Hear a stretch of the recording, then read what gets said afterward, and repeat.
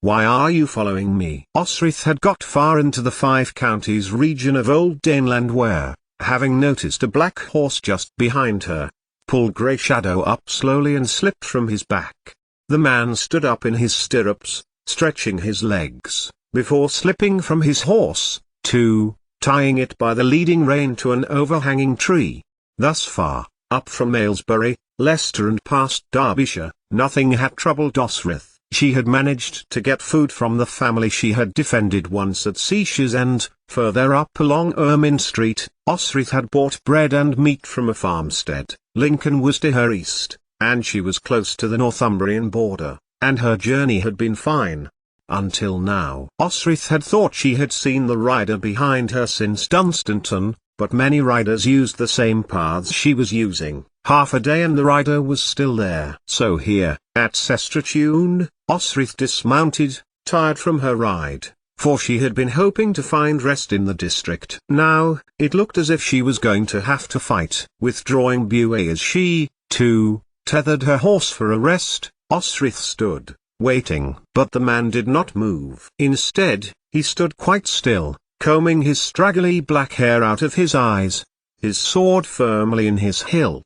"We have met before," the man said, after a few moments, and it took a moment for Osrith to realize that she had indeed met the man before. They had slept outside, as she had journeyed south to Aylesbury, and now, it seemed, he was following her back. "So, what are you going to tell Constantine?" Osrith asked, as inspiration answered in her mind. "Eswi," for it was indeed the spy who had ridden by her as she had gone south, 4 months before, gave her a slow smile. "You think that is all I am being paid to do?" Eswi asked, as he took a step to Osrith. She gripped Buet tighter, but he did not appear to be a threat. "The King of Alba has told me you may be in need of protection on your perilous journeys between north and south." And perilous it could have been, with bands of Danes and thieves of any nationality abroad in the countryside, though none had troubled her yet.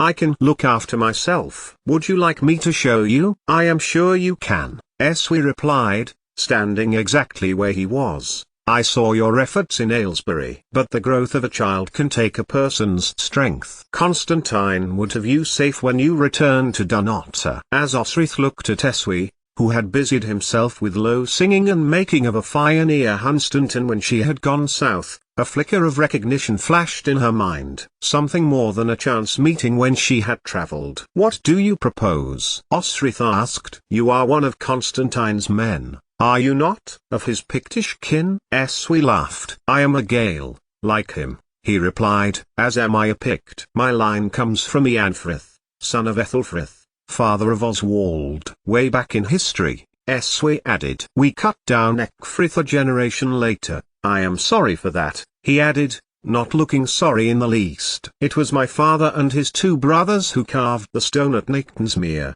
to show our victory." And Osrith thought how changed he was. "And who?" "That is all very well," Osrith replied, trying to sound disinterested at a link to her own family history when now it was that he had interested her, "but when were you about to tell me?" "I could have killed you." "You wouldn't have," Eswi replied, laughing. "You would do as you are doing now, trying to sound reasonable, until you felt reason was not warranted. Then you would have run me through, like you did so many times when Domhnall fought the Norse before Dunnottar." When Giric was exposed as traitor, Osrith stopped, and thought back to that day. She had been stopped by Sained from fighting, yet had followed tagged onto the battlefield. "You were there?" "I was there," Eswi nodded. "I was there when Giric, Griogetu, came to my father to beg men for an uprising, to seize a throne vacated, to place Domhnall's cousin, Eochaid, upon it. I went to Glenorchy. You had killed a kin to Grioger at Iona, I recall." Osrith nodded. "My father,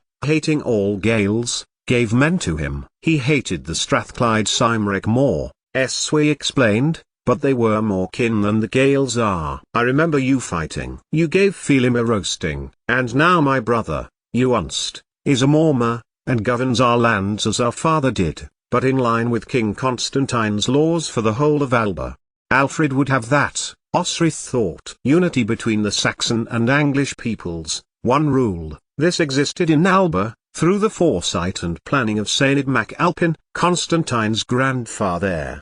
But Edward was not for sharing power, and that might be his undoing if ever Uther took back Bibbenberg. Wihir was not interested in ruling, but he had sent support to Constantine, and Constantine had returned the favor. Only a stable land, unsullied by internal strife and disagreement, with a common goal and shared purpose could act so. All this was very well, but Eswi was not necessarily trustworthy. Nevertheless, Osrith made to get back into Heod's old horse, and she untied his rein from an alder tree beside her. Eswi had moved and a blade pricked her arm. He was right, she was slower, but not slow enough not to have withdrawn tagged Sikhs, and Osrith was now pressing her own blade under his chin. If Eswi cut, her arm would be damaged. If she did, his throat would never be the same again. Eswi took his blade away, and laughed. "I wonder, did my cousin waste his money?" Eswi said, as he stepped away from Osrith. "Although I did indeed spy for him, he will have both our accounts now." "You are with child?" How did he know? She had only told Sened, and had left Alba not telling Constantine. "You could not conceal it well in Mercia," he told her. "You told your commanders you were sick. You could not keep your temper with Ethelred's murderer, where usually you are measured and pragmatic. How long have you been following me?" Osrith demanded to know. "Since you returned to Dunnottar, when you brought that babe who Constantine believes to be more his own child than the ones he has fathered himself. When you knelt to Domnall, when there was little hope left that his mind was sane." Domnall. For Osrith it felt like her life was a river, fast flowing like the Tyne near the coast. Her direction from Alba was changed going to Wessex, and her course diverted, like a large rock in the river bed. Yet, once she had passed the rock, the bits of her life that had changed course had converged, and had reformed past it, without being changed by it. That was where the idea was different to real life. Osrith had been affected by the rock, it had changed her. But she was glad to be past it, and back up to Alba. So Osrith accepted Eswi, for now, and they rode further north that night, coming to a town which sat above 7 hills. They rested, and Eswi told her more of Pitland, and of his family, while Osrith dozed by the firelight, pulling Miral's cloak about her to mitigate the sharp coldness which was beginning to become the feature of these late autumn days. With some astonishment, Osrith woke the next morning, having not been murdered in the night. Eswi was skinning a brace of rabbits and skewering them on sticks above a frame which had not been the when she had gone to bed that night. She had then slipped down to a stream close to the track and scooped up handfuls of the cool, good water before she saw Eswi seated on his black mount, and they swiftly crossed the wide moors north of Eothwick, and before long the Roman wall was before them, Constantine's desired border for Alba, and it did not pass unnoticed that a Pictish lord had been sent after her, a Pictish lord whose lands these would be if Constantine had his way. Beyond it, Bernician land, and Osrith settled into her journey as they passed the ancient royal palace stead of Voring and on, into woodland, until, they rested at a monastery.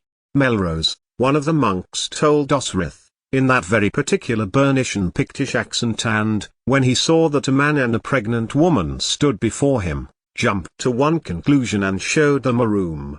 It did not bother Osrith, who paid the monk from the money Miral must have sneaked into Grey Shadow's panniers, what he had deemed her wages and that she thought she had left on the table in Aylesbury's armoury. But Eswi looked a little abashed at being in her company alone. But it wasn't as if she could get more pregnant, and made to the door with her cloak. It would be better than sleeping outdoors, at any rate, no wolves or bears to chance upon her. "I would not have ye sleep on the floor," Eswi insisted, when she saw he making to kneel down, and took her arm and led her to the bed, as he made to settle on what looked like newly replaced straw floor himself. Osrith felt a gratitude to him, pleased she had someone to talk to on this 3-day ride home. Melrose. This was where Father Bicot had been left, as a baby, as a foundling, and had learned his Latin and Greek and Bible teachings, where he had learned to be a priest, and Osrith idly wondered about him here,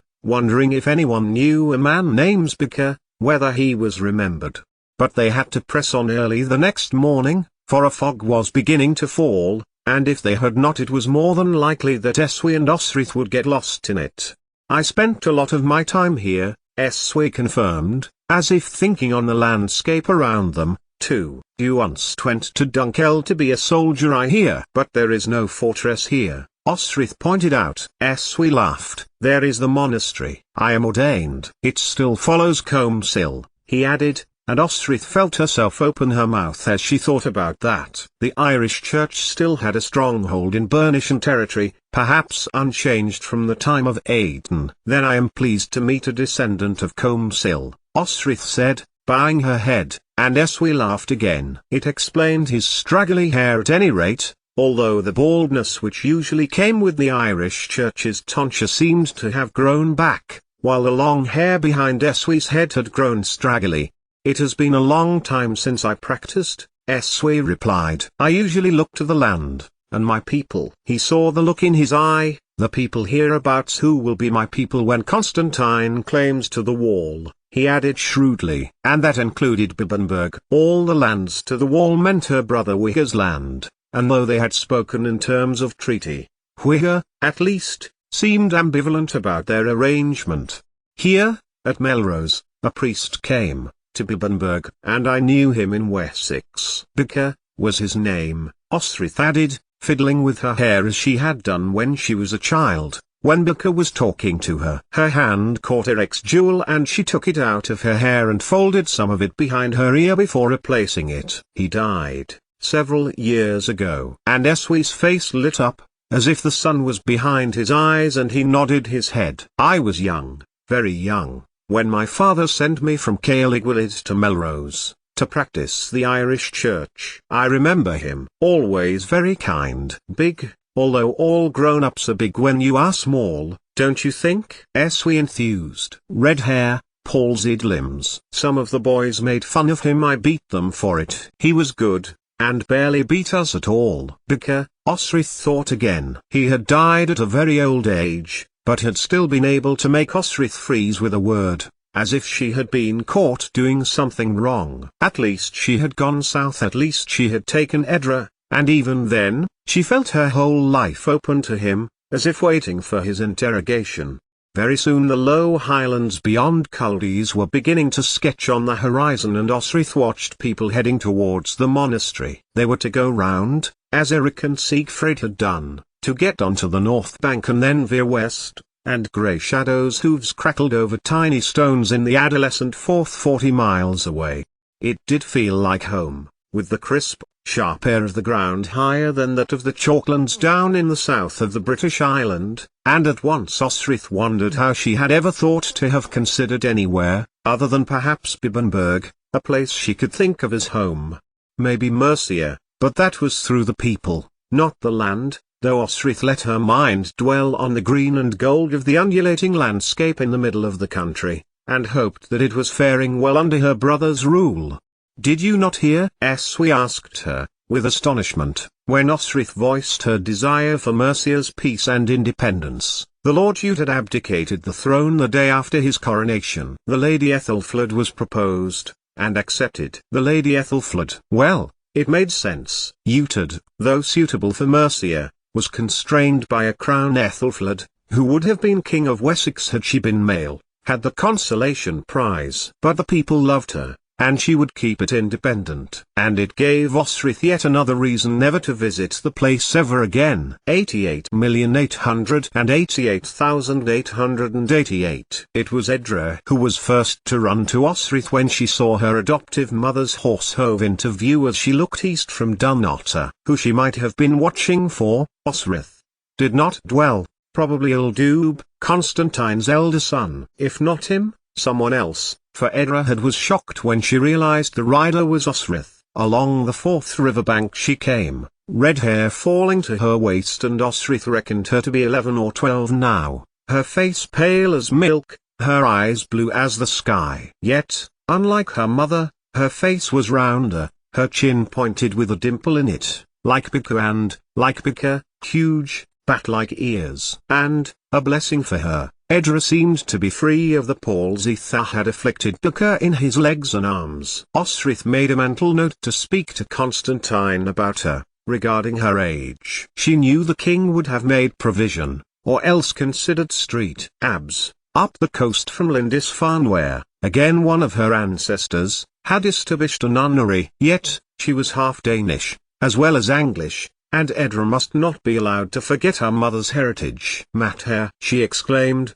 and Osrith had allowed her to jump up into Grey Shadow, and sit in front of her, as the girl rattled to her about how pleased she was to see her, how she was learning Greek and Latin now, and could speak 5 languages. How she had learned the distaff and fix pigments, a skill needed for manuscript workers, though whether she had done anything other than make her own drawings with the valuable inks remained to be seen. Osrith had left a horse's weight in silver to Constantine that she be educated, and Edra showed off her Gaelish, before glancing at Bue's handle, reading the Ogham. "You should expand your Norse and Danish too," Osrith advised, as she ran a hand through her daughter's hair, listening to her tinkling laugh. "And the dresses arrived, Mater," Edra added. The dresses. They had been destined for Ethelfled. Bought, yes. Money had changed hands. But not a lot of trade negotiation had gone on. Osrith had taken the newly made gowns, demanding to know their worth, and pressed the money into the woman's surprised hands before sending them north with the promissory of more silver. Osrith was pleased that they had finally arrived with her daughter. "What do you do with your days?" Osrith asked, as they trotted on. Edra glanced across the water to Culde's, and smiled. "I go to the monastery with the princes, and learn to read. I walk on the sand with Ildub, and we watch the birds." "And avoid Selark," Osrith mused. Except, Selark was old enough not to run around with his little brother and adopted sister. She hoped Constantine had put him to some use. Osrith mentioned Domhnall's last son. She remembered him, a small, shy boy who just wanted to be with Edra and Ildub. "He's a snivelling baby." Edra protested. "No dresses," Osrith replied, severely. Edra was spoiled by Constantine so often, it was difficult to offer discipline. "No dresses, unless you involve him." "But, he can't keep up," Edra protested. "We go to run in the woods." "Take him with you," Osrith explained, patiently. "It's no fun for running in the woods. He's too small." "Rather than leave him crying, play a game for him, then take him back to his nurses. He just wants a bit of your attention. Then you and Ildub can go off for your game later." Osrith leaned forward and kissed her head. "Try for me?" "Yes, Mater," Edra agreed, though whether she would remember or, in Edra's case, thought enough to be bothered was a different matter. Eswi trotted just behind her, stabling his horse almost as soon as he got to the stables, and strode off in the direction of Constantine's throne room. Edra would not leave Osrith's side. She had changed a little since Osrith was last at Dunnottar, and wanted to be beside her adoptive mother's side. When she was younger, Constantine was her only parent as far as Edra was concerned. "Edra," Osrith said, quickly, as they got to the hall doors. "There is something that I need to tell you, once I have spoken to Constantine." "It's good, I think," Osrith added, patting her hand, for Edra was giving her a worried look. "Not leaving?" Edra protested. "You've only just arrived." "If Constantine needs me to," Osrith replied. "But, that is not the something I mean." At that moment, Sainid opened the courtyard door, smiling warmly at Osrith. He knew, Osrith remembered, and it was as if his life had been free of joy up until he had discovered her pregnancy, and now it was his whole life. He placed a gentle hand on her shoulder as Osrith thought about the whisper of the idea, back when she had last been at Dunnottar. Osrith looked at Sainid, and could not help but smile back. She could feel herself relaxing in the fortress, where she had lived for so many years, and she was going to give birth. That the child's father was not with her felt the least of her problems then, with late autumn sun falling on Dunnottar's grass giving the stonework a rich, deep, welcoming hue. Days like these were meant for exploring the world, and seeing new things. Well, she had, Osrith supposed. Old was new to her. "Go to get your work," Osrith told Edra, and gestured towards the chambers in the fortress. "I will come to you once I have spoken to your father." "It is a blessing to see you, girl," Sainid told her, holding out his hand. presumably to escort her in. If it was as an acknowledgement of her pregnancy, she would not be able to keep from laughing. And she smiled, as Constantine's headguard pushed open the door. Through it, Eswi stepped through, making Sainid start as the door was thrust open. Comrades both,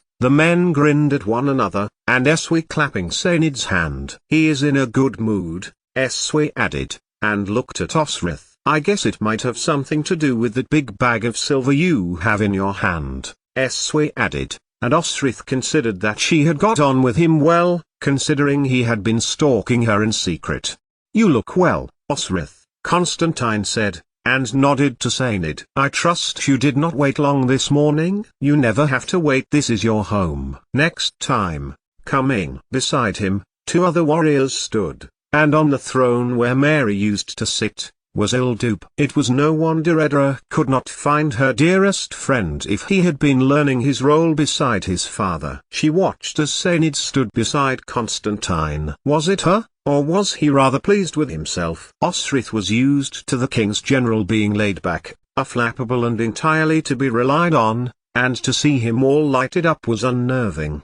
Unless it was her, as Miral had said, that pregnancy changed the way you saw things. So Osrith found herself willing her time passed quickly and her mind and her body could then recover their strength and had decided to take things on face value now, rather than rely on her instincts, which would be, Osrith would later reflect, a mistake. My captain, and cousin, Engus. Constantine introduced Osrith to him. I have had the fortune to have a reliable man guiding Strathclyde now, and the Morma ship is in safe hands. Engus, a huge, red-headed man, bearded and jovial, nodded to Osrith. Constantine put a hand out to the other man. Felim you know, and governs our lands in the east. Felim, Pictish, but a blonde hair and round face nodded in recognition. My cousin, Eswi. You met on the road. It is in the hands of these 2 men I place you, Osrith. Constantine continued, but not yet. Rest a while, recover from your time in Mercia. You have plenty to tell us. Osrith had,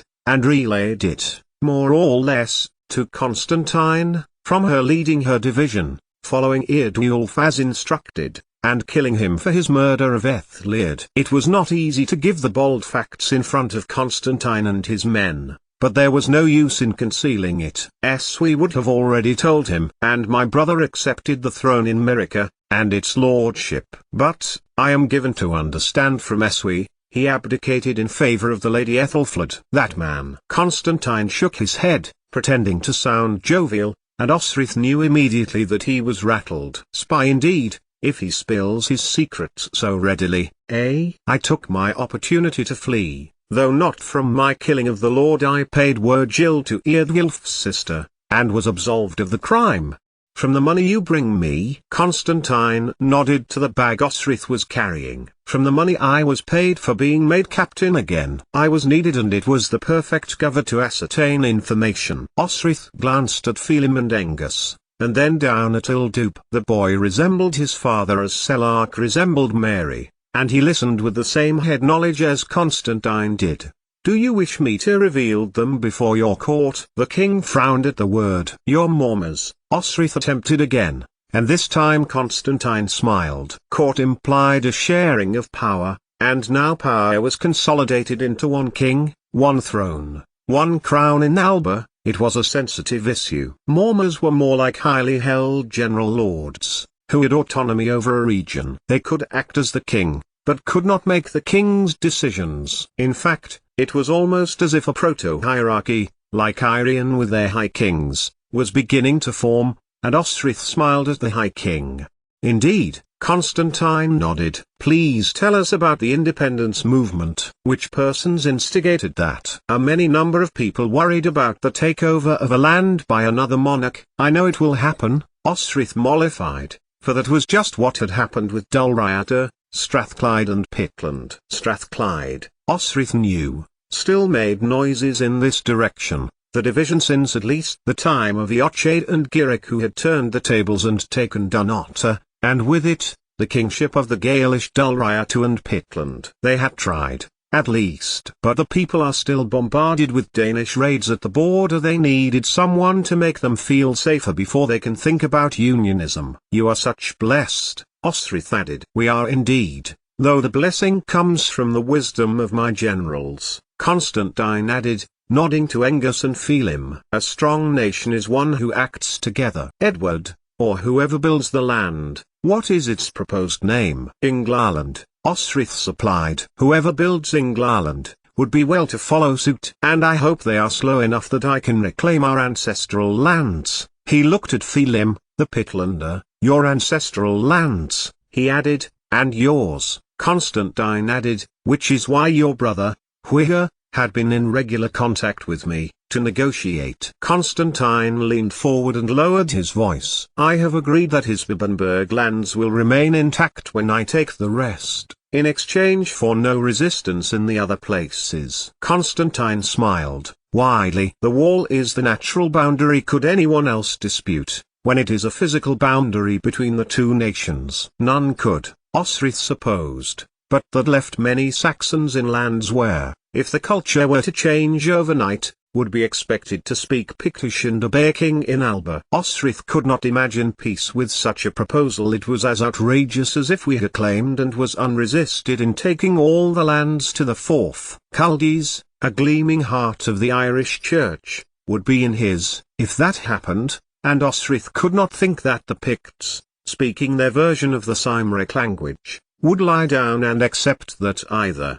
Which is why, Osrith thought, there should be a third way, one suitable for both Bibbenberg, and therefore whoever claimed lands there, and the other Alba. One thing Osrith was sure of was that Eofuic with the Danish and Norse claims were out of the question. A third territory would not result in a good outcome for either Alba or Bibbenberg, and therefore Englarland. You just watch that woman try to take all of Englarland, Osrith said, with Edward, and was then cross with herself for being so blunt. But Constantine was not taking it amiss. Indeed, he was smiling, which was Osrith's first clue that something unusual was going on. Constantine rarely smiled at her. Accept it, and work it out later, Osrith told herself. If she did, it would be a blessing, he replied. How so? Osrith took in his features, his long nose, his bright, grey eyes, his black hair with thin lines of silver in it. He was younger than Osrith. If Constantine looked middle-aged, how did she look? It has been suggested, Constantine continued,